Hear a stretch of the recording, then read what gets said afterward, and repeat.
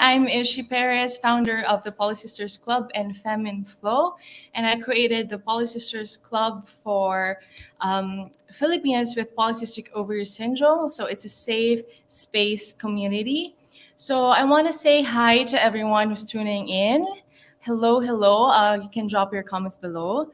So today we are talking about supporting your partner diagnosed with PCOS and depression. So this talk is gonna be very special because I always talk about my vulnerability online and my story and stuff like that, and you don't see what's going on inside. So that's why I am bringing in my husband. So he's a very very special human being to me. So so today we are going to talk about our relationship and how it was for him when I got diagnosed with depression first in 2016 and then PCOS this year, 2021. So without further ado, I'm welcoming my husband, Gail Perez. Hi, Angelian. Hi.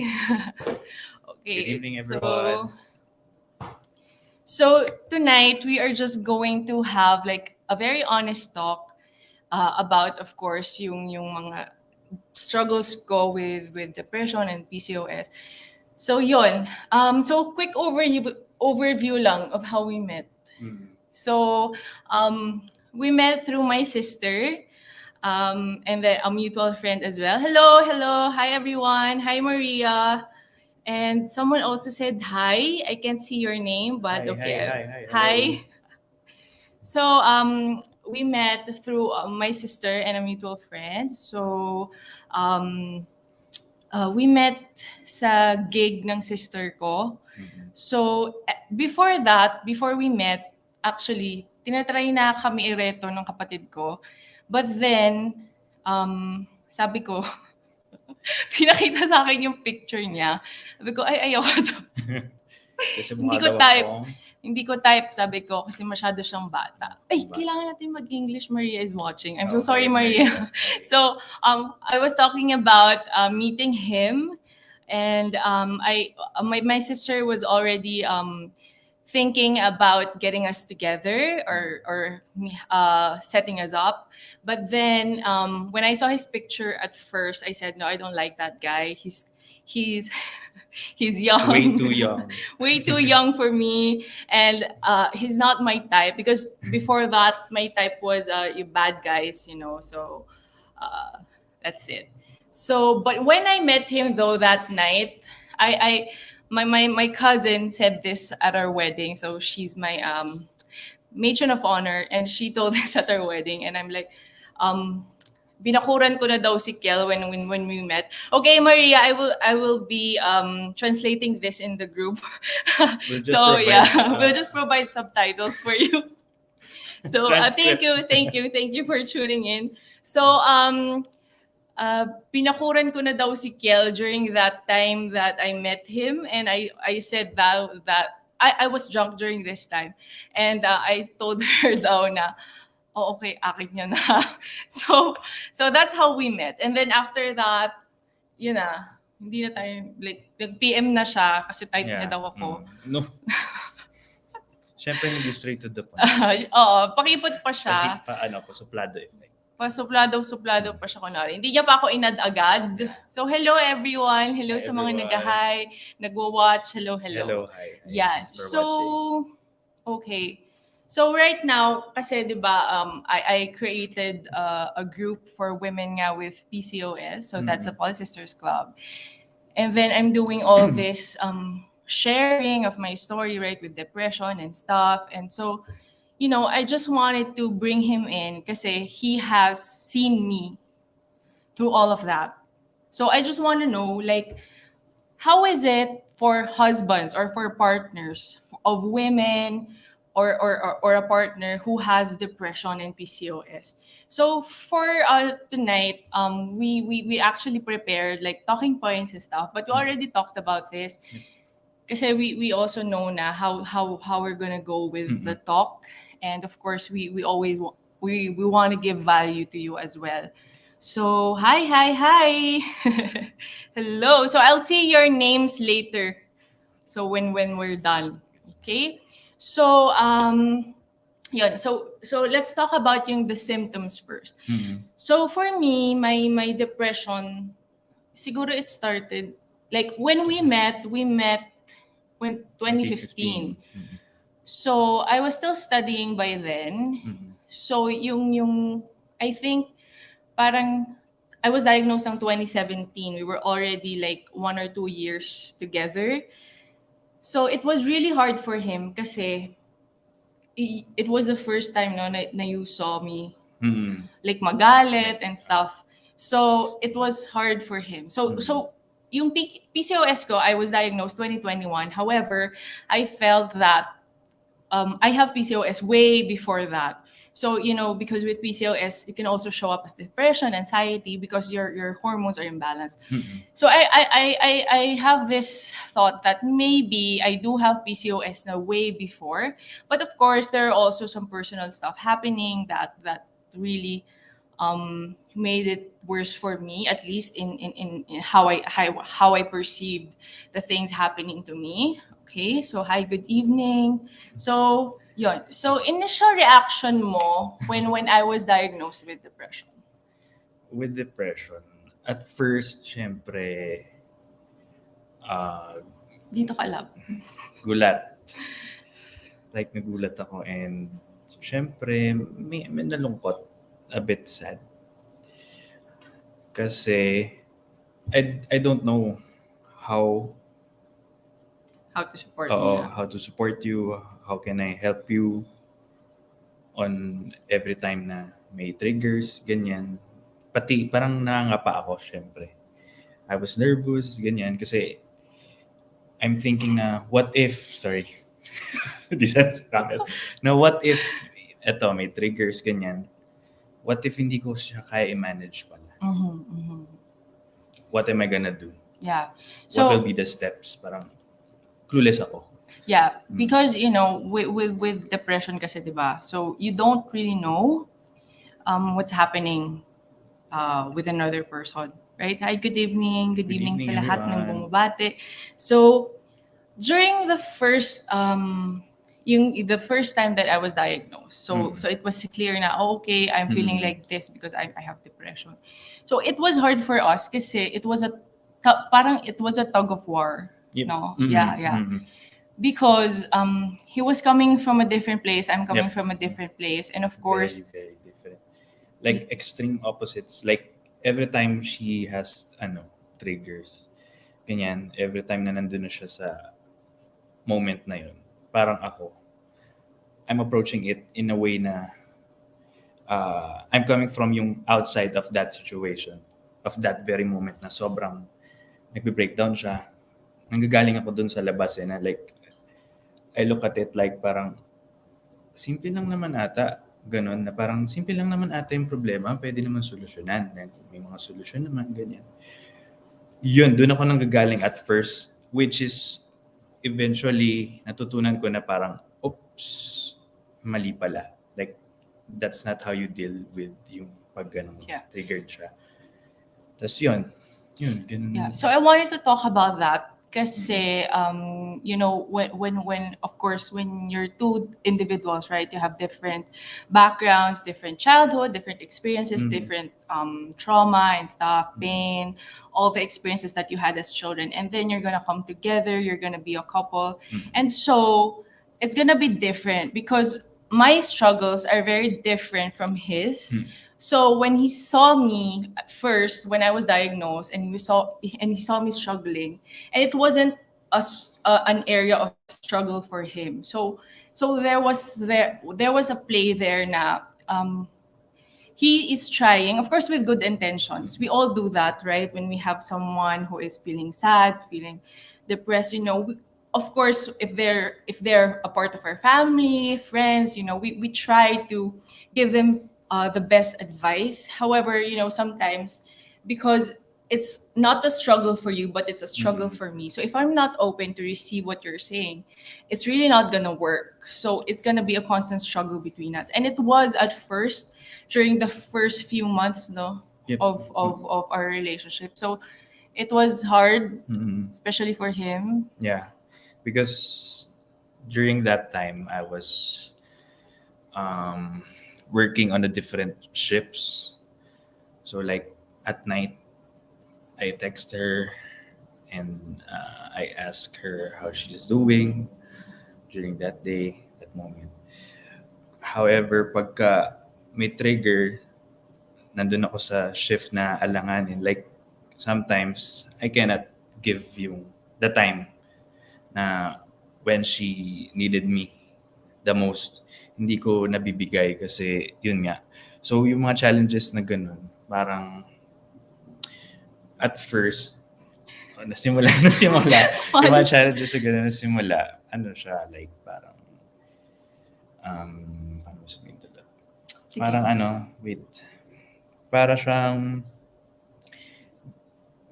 yung nag-give up na ako na parang susuko na ako na parang ako hindi ko ata kaya ibigay yung sorry our dog is I don't know what he's doing what's happening but he's doing fine.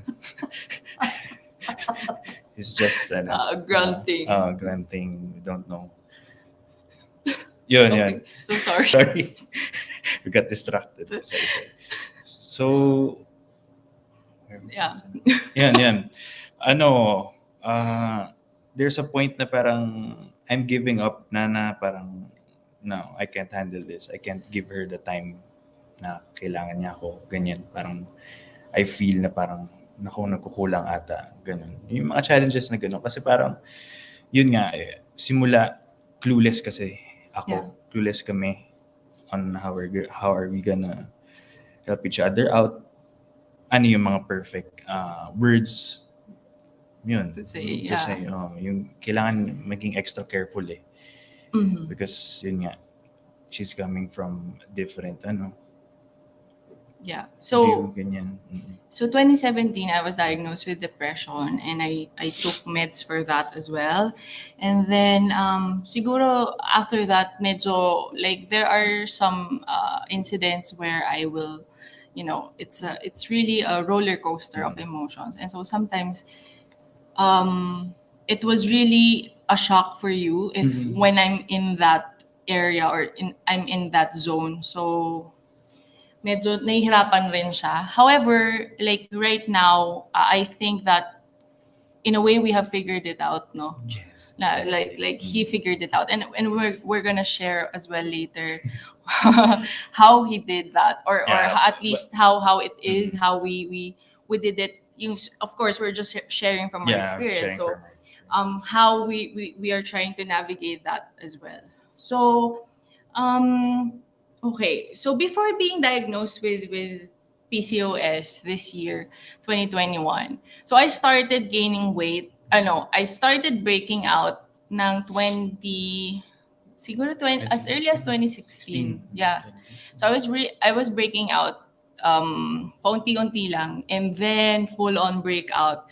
And then I started gaining weight. And so it was really an insecurity for me kasi before yung itsura ko, okay naman. I wasn't breaking out. Hindi naman ako mataba and stuff. Kaya lang may insecurity sa akin because before, my exes were all babaero. They were all cheaters. So when Kel came, and he's not a cheater, however, I started to look for me. I started gaining weight, and then I started breaking out. And so it's also an insecurity kasi I really didn't like seeing myself in the mirror. So there was a time when, we're gonna have a date, and then, love, can we just stay? I don't want to go out. I don't like how I look like. So it's really depressing because I also reached 90 kilograms. So imagine that. Like I used to weigh 60 to 65, and then I started to gain weight gradually, though not really gradually, but it was really fast, no? And then I was trying everything. He was helping me with everything, like there's support. Tapos, love, okay, pag we're gonna eat out, he's gonna think of me, what am I gonna eat? Because I tried every little diet out there. So he's also thinking about me. So how was it? Paano ka nag-deal dun sa like insecurities ko with all of that? Kasi alam mo si Kiel, Ay, nako. It was really a problem for me because, I reached 90 kg, right? Siguro when I was around mga 80, 85, I would ask him, Love, ang taba ako na ba? Sabihin niya, Love, hindi naman. Pero sobrang taba ako na nun. So it's also, I just think that, of course, he's coming from he wants to support me, right? And he wants na I'm coming from a place of positivity and not yung insecurity ko, and he's gonna try to bring me down pa by saying na, oo nga, ang taba mo, mag-exercise ka na. So, he didn't do that with me. He didn't push me like, Love, you're so fat, you should go work out, or you should go deprive yourself of something. So, even now, if I ask him, Love, I think I want to eat something like this. I think I want sugar. I think I want.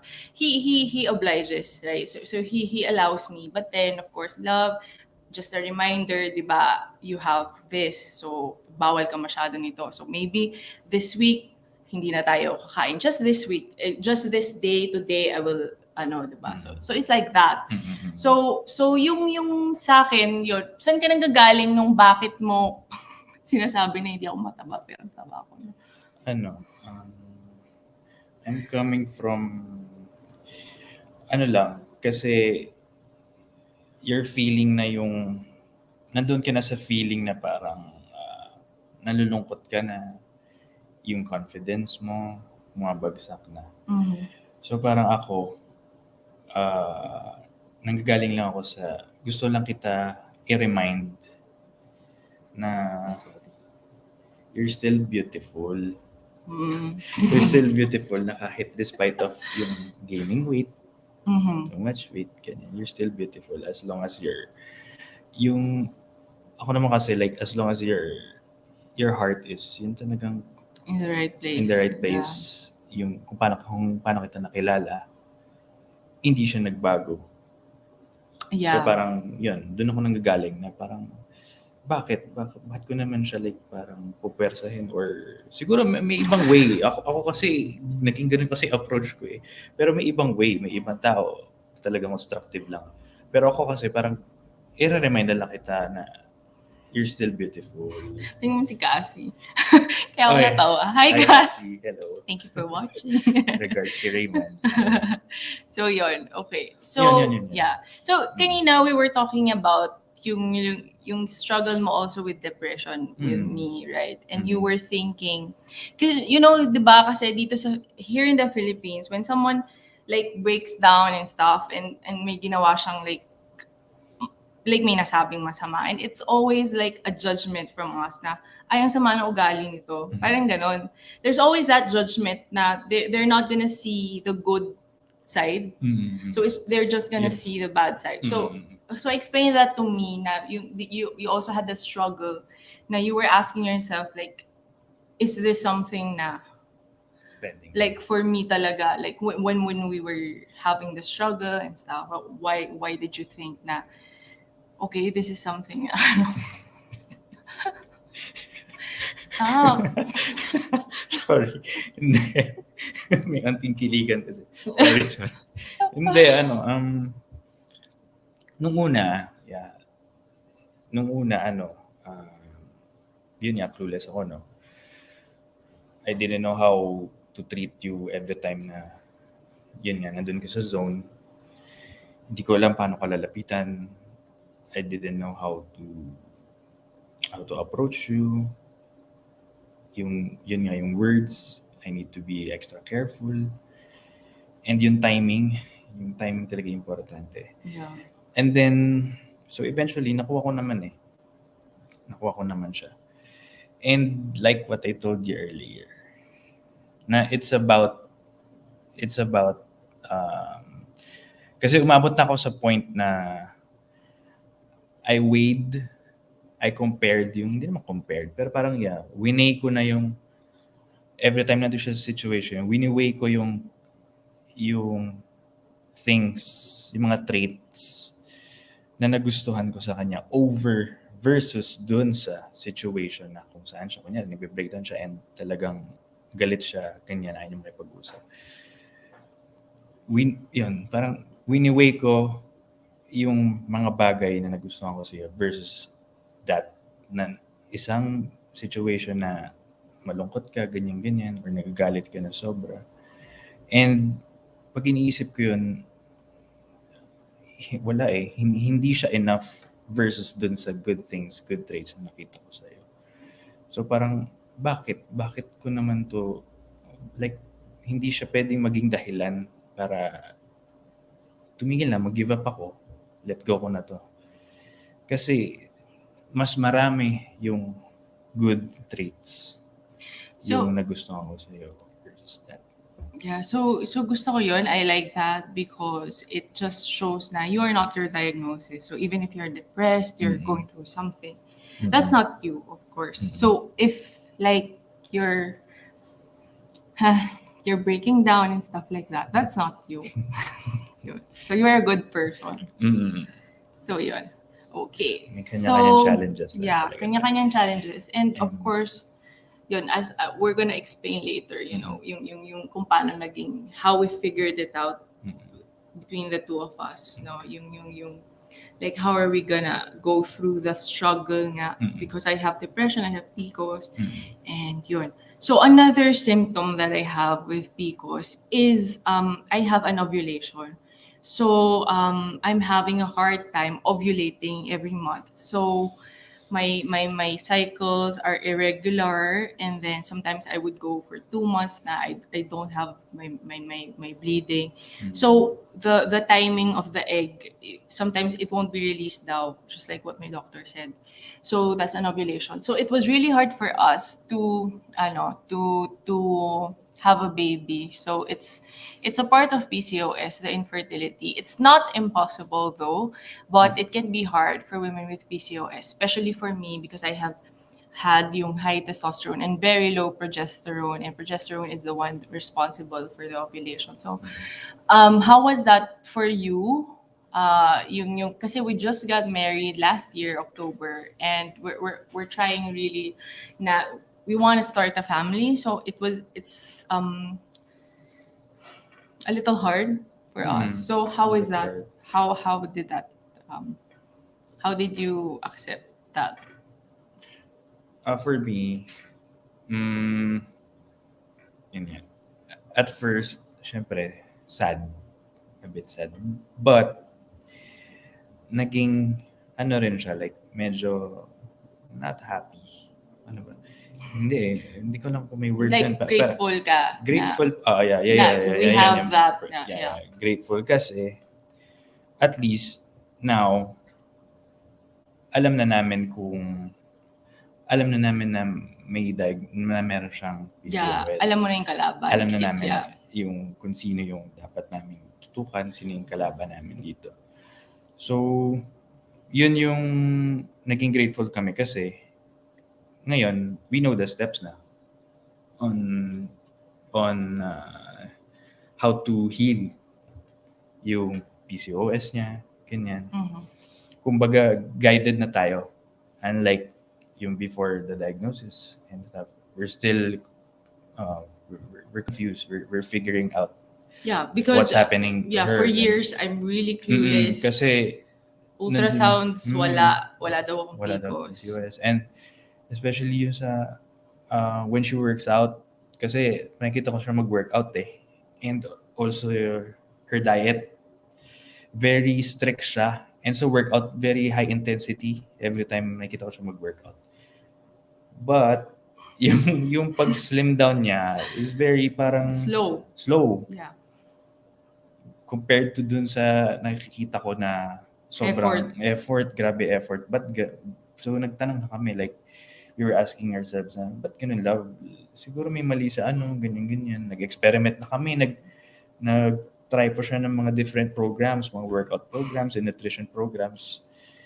However, it ended up the same. Yeah. Like, we still don't have the yung answer, yung definite na hindi namin na-figure out. So, yun nga, nung consult na siya, magaling na doctor.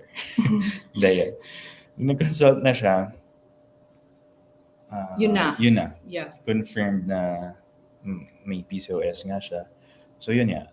Nung time na yun, we were sad. But at the same time, we're grateful. Kasi Uy, ang layo mo lang. we're grateful because, yun na nga. Nakita na namin kung paano namin gagawin. Paano namin itatakal to.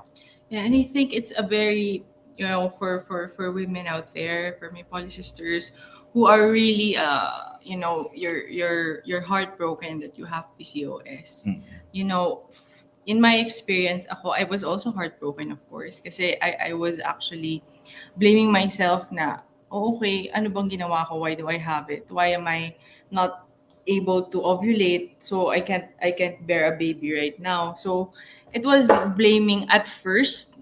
It was really heartbreaking kasi we wanted to have children. So from that heartbreak, you start to like talk. We started to talk, and yun, doon na nag-start na, okay, I'm grateful for the diagnosis because now I know what to do. And you can heal it, and you can bear a child in the future, right? Just do the process, or just change the lifestyle, right? Yeah. So yun. I also, kasi my cousin also has PCOS, and I originally wanted this to be a talk between the four of us because she also has PCOS, and she's also married, right? She's also married na. And right now, when we talked about the possibility of talking about supporting a partner with PCOS, I asked her husband. So shout out Dunhill. Dunhill, what's up? Ate Jenny. So I really liked what he told me, na how was it na kunwari, ano yung support na ibibigay mo with your partner who has PCOS. So I love what he said na when you married someone, it's actually between the two of you, husband and wife. So pinakasalan mo siya because of who the other person is. You chose that person. And so when you chose that person and it's the marriage, it's actually between the two of you and nothing else. So if you won't have a baby in the future, it shouldn't even like cross your mind for us, right? For us. Na in our experience na it shouldn't even cross your mind kasi you chose this person and you chose the struggles.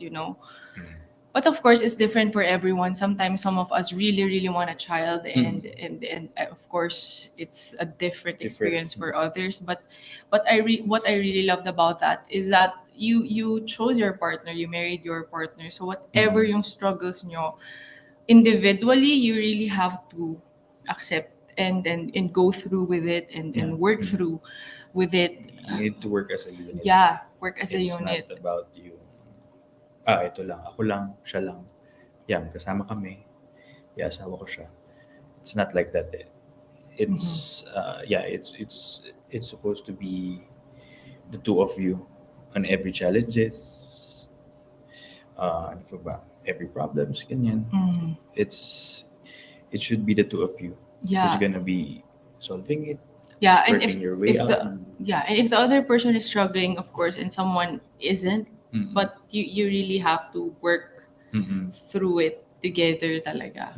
So yun yung gusto naming i-share, like with the support na he gave me during that time, depression and PCOS. And when I break down kasi, I really break down and I allow myself to feel. So I really don't care.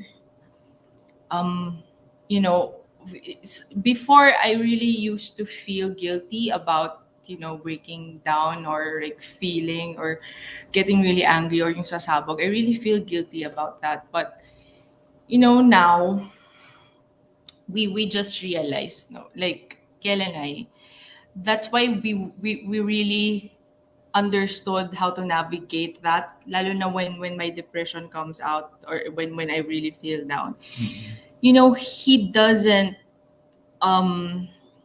try to draw a silver lining dun sa struggle ko. So what do we mean by that? So dahil nga we have different experiences, we have different struggles, growing up. So kung ano yung struggle ko, it's not a struggle for him. So even if it's not a struggle for him, he doesn't have the right to tell me that ito lang naman yung problema mo, ito lang naman yung dapat mong gawin.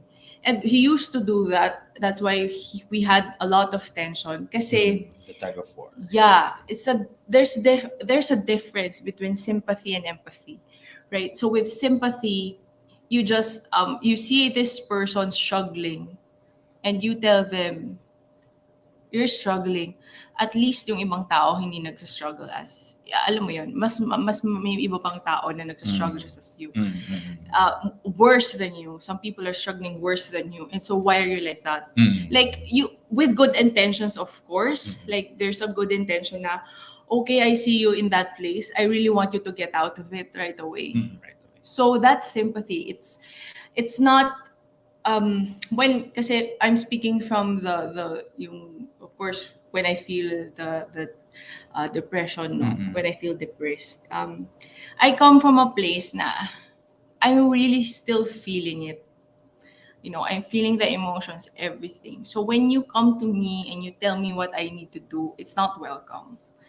So there's gonna be tension because I'm not open to receive the advice. And that's what he understood.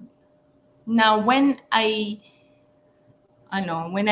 break down, I just want him to listen. Because yun yung kailangan ko that time. You know, and that's why empathy works more than sympathy in this way.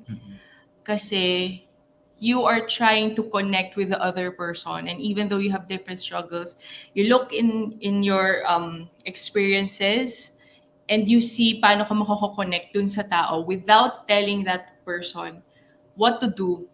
Because usually right now, di ba, we always try to silver line everything, na parang, oh, your struggle is just simple. Ito lang ang gagawin mo. And it's not helping anyone. So yun yung sa amin.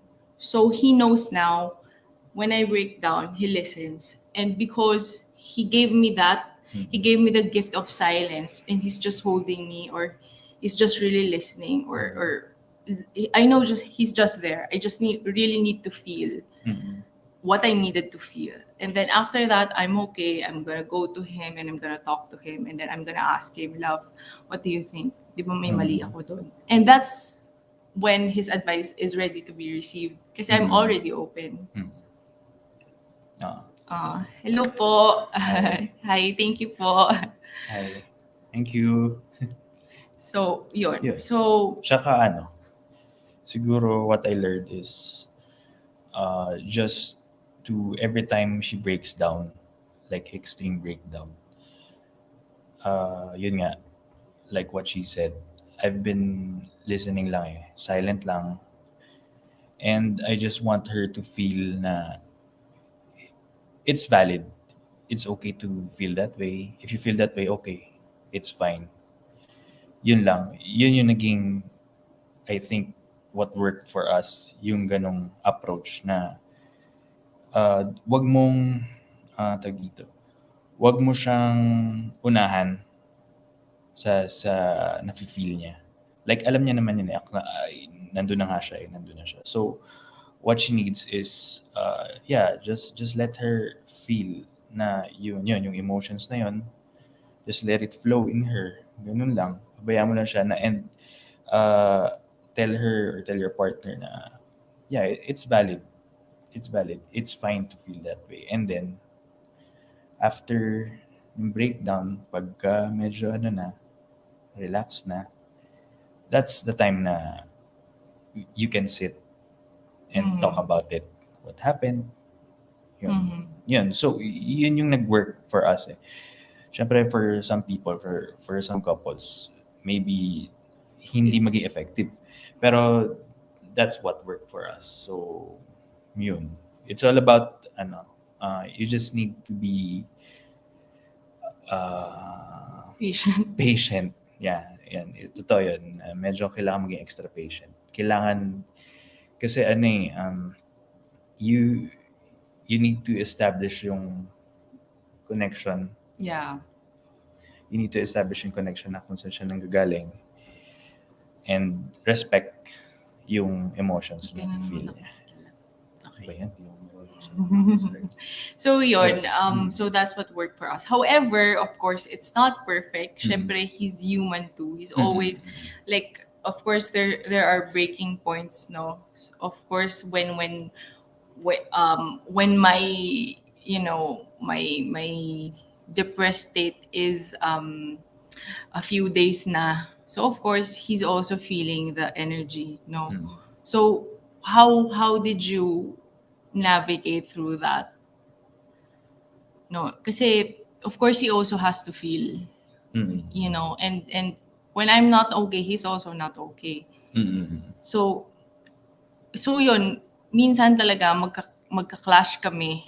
And even now, we still do. Yeah. However, yun nga, Yun at nga, the end of yung- the day, At the end of the day, like, yeah, dumarating ako sa, syempre, may emotions din naman ako. Nasasaktan din ako. And every time she's in that situation, I feel very, nasasaktan din ako eh. Like, parang, yung energy ko talagang nawawala rin eh. Nananamlay rin ako, tumatamlay rin ako pag nandun siya sa situation. Pero yun nga, just like what I said, it's about communication and the things na like bakit ko ba siya pinili? Bakit ko ba siya pinakasalan?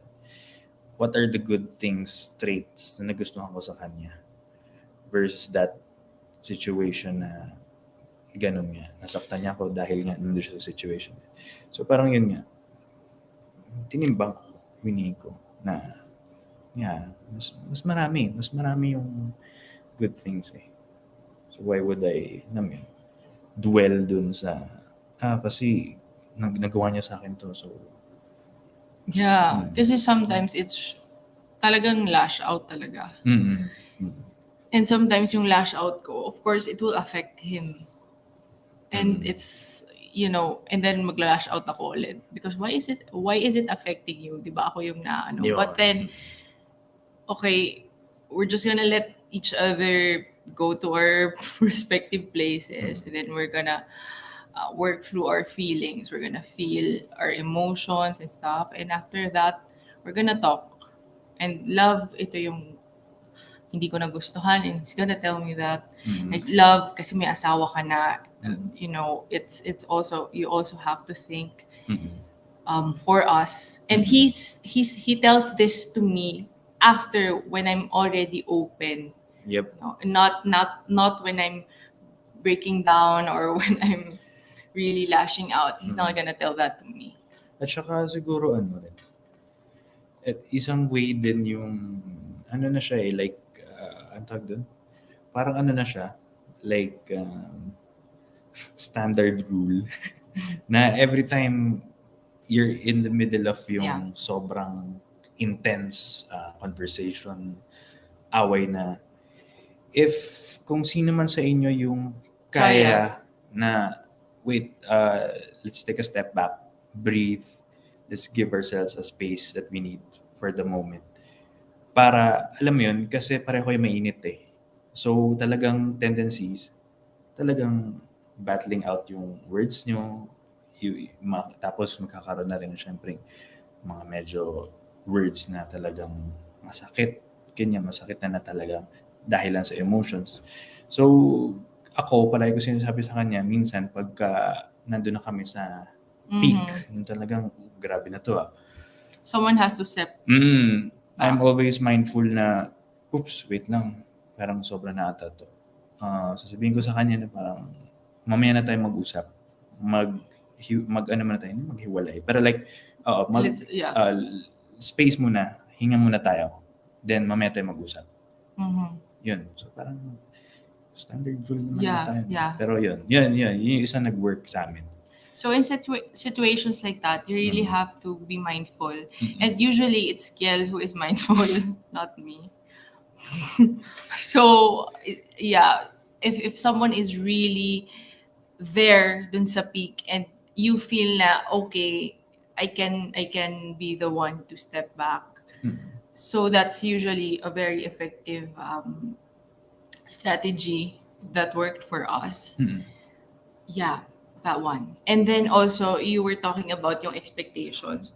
So how did you adjust? Mm. So kasi nung time ko, 'di ba, like tug of war nga during the first few months of after being diagnosed with depression. So you had to adjust. You had to adjust yung expectations, you had to adjust a lot of things kasi nga he wasn't used to having that yung ganong relationship na there's a person here na really needs support kasi Mm-mm. sometimes it's hard for her. Yeah. So how was it? How was that for you? Um, ano, confusing, very confusing nung una. Like, I, yun nga, hindi ko alam paano yung approach eh. Pero nung katagalan, nakuha ko na. Ang ginagawa ko na is, parang, nung una, I have these expectations na dapat, kunyari, mag-advise ako sa kanya. Nandun siya sa zone na yun, sa moment na talagang nagbe-breakdown siya. Nakikita ko siya as simple lang yung problema. Ganito lang yan, ganyan. So, yung expectations ko ng time na yun, na parang pagka na-advisean ko na siya, nasabi ko na yung point ko, na parang I'm expecting her to understand right away na I want you to na mag-gets mo yung point ko, maintindihan. Pero, ended up na lumalala lang yung situation. So, nag-reevaluate ako ng proseso. Like, nung steps na kung paano ko gagawin. So, what I learned, yun nga, na parang you need to adjust yung expectations.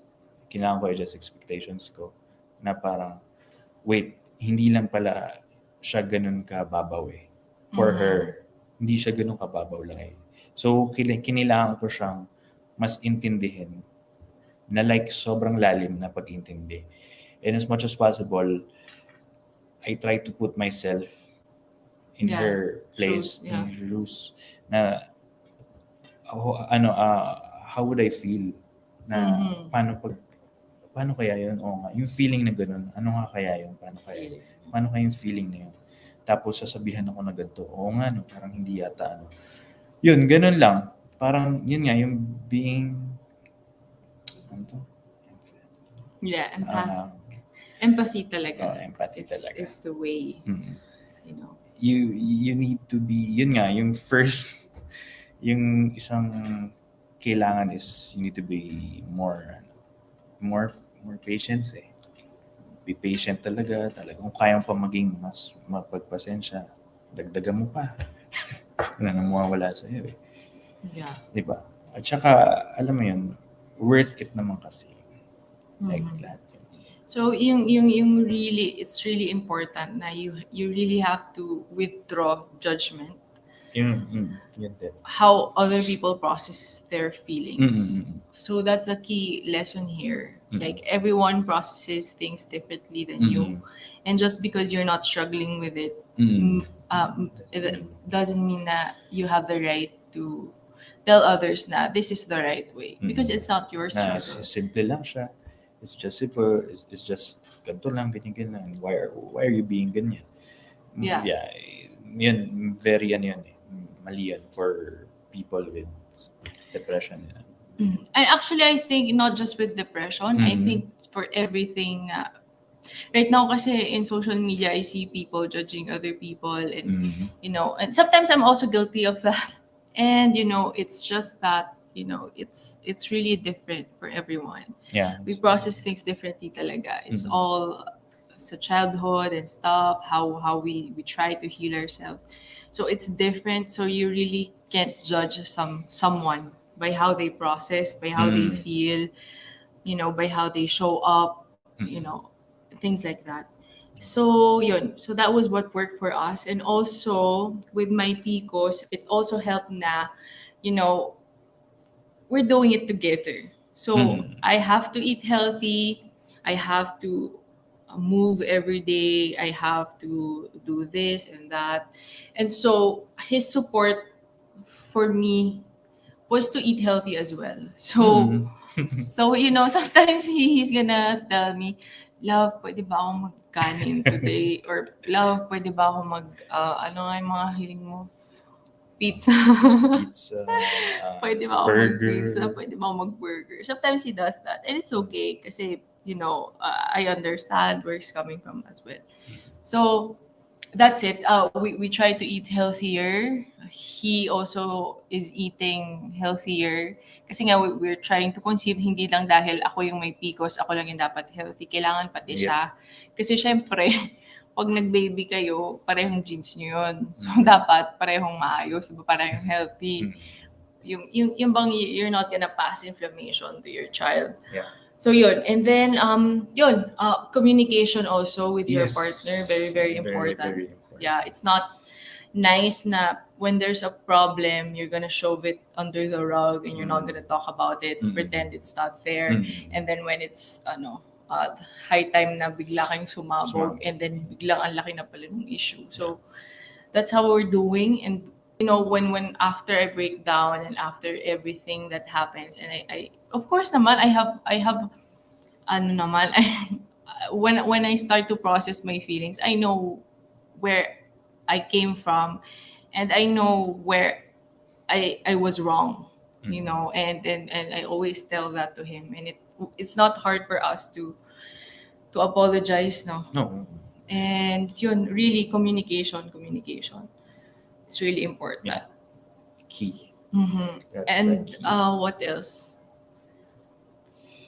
Yung ano siya, may sarili siyang me time. So, yun, of course, hindi lang naman kami yung, diba, yung marriage namin. So, I do some stuff for myself. He bikes, ganyan, may music siya. Minsan nag-iingay na lang yan dito sa bahay. So, syempre, so, hindi naman nag-iingay. Pero minsan maingay. So, yun. So yun. Yung like, your individuality, you respect that. Yeah, you respect those things. Of course, nung naging mag-asawa naman kayo or naging kayo, you're two different people. Yeah. And so you have to respect that as well going into the union, ganyan. And then ano pa? And then yun, with us, I always ask him about his feelings kasi yung simpleng how are you? How have you been this past? Ganyan. Yung simpleng pagtatanong na yun, very important siya. Kasi it's like checking in. Yeah. Checking in with your partner and how she's doing. Kasi hindi naman everyday. Kahit magkasama kami, like nag-uusap kami ng yung pag-uusapan namin yung buong araw. Hindi madalas ganun eh. Kasi minsan yun talagang we're both tired. Tulog na lang kami agad, ganyan. So, from time to time, much better if you ask your partner, kamusta sila? Kamusta siya? How are you doing again? Kwentuhan nga na lang, alam mo yun. Kasi parang naisip ko lang kasi na parang hindi yata lahat nagagawa yun. Hindi ako sure. Pero kasi simple lang kasi siya. Kung isipin mo, simple lang yung tanong na kamustahin ka. Pero if you approach it on a much deeper level, parang, uy, ang sarap na nan. Parang my partner is checking in. Parang, how am I doing? So parang, alam mo yun, yung concern mo, alam mo yun, kasi yung I care for you, like every day. Hindi lang minsan talaga natatanong. Pero I just wanna say na parang every day, syempre. Yeah. Yan, gano'n. Kasi it's really important. Like, for us, pag may kunwari, minsan kasi masungit ako. So, minsan, di ba? Minsan daw, sabi niya. So parang pag nagsungit ako, and na-realize ko after 5 minutes, ay parang off ata yung nasabi ko. So, punta ako sa kanya and I'm gonna ask him right away na, love, parang nasaktan ka ba dun sa ano? Ano yung kailangan ko i-adjust? Sorry, para ganyan. So it's really, kasi nga mag-asawa na kayo. So of course, you also prioritize yourself, but also you also have to, think about your partner. And, meet halfway, adjust, communicate, connect with each other. And, and if meron struggles talaga, it's not really a good idea na sabihan sila what to do if they're not open to receiving the advice. And I just want to add din yung kunyari, meron tayong mga arguments, ganyan. Kasi, di ba, may mga tao na parang hirap sila mag-sorry. Yung parang mahirap nila ma-accept na nagkamali sila. Ganun. So, parang very important din siya eh. Yung learn how to acknowledge yung mistakes na mag-sorry sa partner. Na wag siyang yung parang maging yung mataas pa yung pride mo na hindi. Yun, di ba parang important din siya for us. Ganun. So yun. So sa relationship namin, I think yung maganda talagang idea na you can support your partner struggling with PCOS and depression. It's really understanding the struggle, right? Even if you're not experiencing it. You have to put yourself in their place na, 'di ba? I mean, your wife, your partner is struggling with weight, with acne, with infertility, and then you're not gonna support, or you're not gonna be a team to Tackle. Tackle. yeah. So yun, it's really important to be intuitive rin about your partner's needs. Yun. May sasabihin ka pa? Tagal na natin sasalita. Okay, dami natin sinabi eh. Pero yun, just parang just a reminder lang na yung mga sinabi namin, those things, yun yung mga bagay na nag-work for us. We're not saying na this is the standard rule, steps to follow. We're just sharing our experience. We're just telling our story on how we dealt with those kind of stuff. Yun. And very important yun like just always be open, like to talk anything. Maging vulnerable. Kasi partner mo yan eh. Kasi partner mo siya, like hindi kayo magka-competition. Sino ba mas invested sa relationship? Walang ganun. Yeah. It's really about, kasi it's your marriage. It's, you have goals, diba, as individuals and as a married couple. So you really have to help each other with that. Okay. Naka-speaker ako para marinig. Tama. Ano po ba? Yun. Okay. So, for those who are watching, like maybe you have a tip also that can help, our audience right now, please comment. Or even maybe you have other things also na you can share. Kasi yun, yung sa amin talaga, that was the issue talaga when I get depressed talaga. Because with PCOS, diba, hormonal imbalance, my hormones are really out of whack. And I'm not using this as an excuse, but it's really out of whack. And sometimes you really can't, I don't want to say I can control it. Kasi syempre I'm also healing with but it also helps me na when I lash out, diba, tapos I na-realize ko na yung mali ko. I try to own it na okay, nagkamali ako. So, and also right now ngayon, kakasabi ko lang din kay Kiel, I don't want to feel guilty about feeling all those things kasi they're valid. Kasi usually before, I always feel guilty na, nasaktan ko si ganito, nasaktan ko si ganito. Parang mali, parang painful. But if I'm gonna dwell on that, ano rin eh, it's gonna bring me down lalo. So, ngayon, so acknowledgement of the feelings of everything that you said, and then where do you go from there? Moving forward, okay, ano kaya yung dapat magbago? So ito yung continuous struggle ko. Ano kaya yung kailangan kong baguhin? So that's why I talk to Kiel, I talk to my family, kasi of course these are people who are really uh who have good intentions for you. So these are the people na you can really ask, okay, when you're ready, when you're feeling na okay, tapos ka na dun sa phase, you ask them, okay, what happened?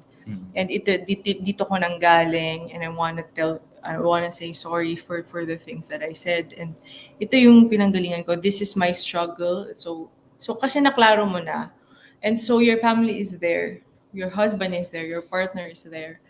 So that's it talaga. Really being open, really being vulnerable. Open world. Yeah, kasi it's your relationship. It's not something na nakakahiya aminin sa partner. Kasi sometimes may ganon, like nakakahiya sa partner ko na sabihin yung ganitong problema. Kasi feeling ko, dapat hindi ko na siya ma-feel.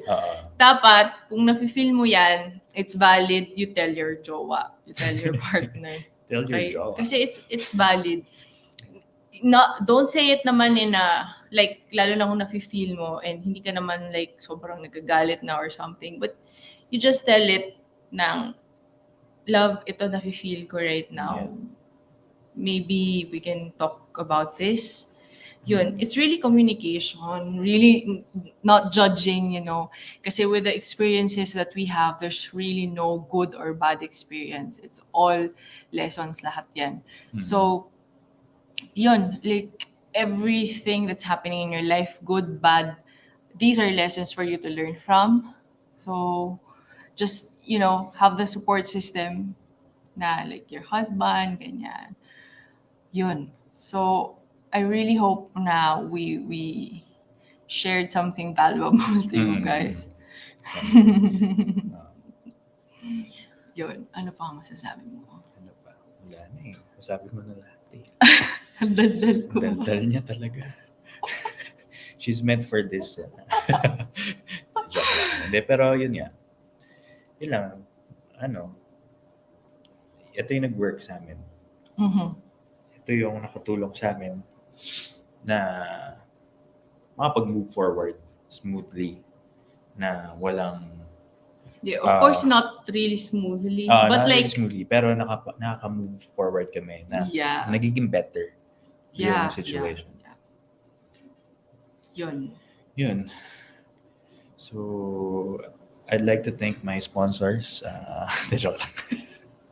Thanks for inviting you. Inviting me dito sa talk show. Ano ba yan? Okay. Flow. Thanks for supporting, guys. Thanks for the support. So, and for sa mga nanonood, hi. Hindi niya kayo nakikita. Malabo yung mata niya. So, yun. So, yun lang talaga. And yun lang talaga. Ulit-ulit. Yun lang talaga. So, yun. And if you have also other things to share, please share them to us. Because we want to share them to others as well, diba? Na nagsistruggle. And maybe in the future, we can also talk to other couples who are struggling with the same story, like a husband trying to support the wife na may PCOS or may depression, and we want to also talk to you about that and share, value. Yun. Yeah. So, thank you so much for tuning in. Wow, 1 hour. Congrats. 1 hour kaming Dadaldal. Dadaldal. Okay. So, thank you sa lahat ng nanood and Thank you guys. Thank you. yeah. So, if you guys have a wife, a sister, a cousin, someone you know na may PCOS, please tell them to join the Polysisters Club. It's a Facebook community that I created here. So, yun, just go to the Polysisters Club on Facebook. So, thank you guys for tuning in and we will see each other maybe next live stream. So thank you guys and Thank good you, night. thank Ay, you. also Good pala, night. I will be live again tomorrow, 2 p.m. sa Golden Circle of Dreamers and Doers. So I will be talking Wow. about my struggle with depression, of course, and PCOS, and then how I created the community and habit formation with PCOS. So it's gonna be inside another community, but I will also live stream inside the Polysisters Club. So I'll see you tomorrow, 2 p.m. for that talk. So thank you guys and good night. Good night, po. everyone. Thank you. Bye-bye. Bye-bye. Ay.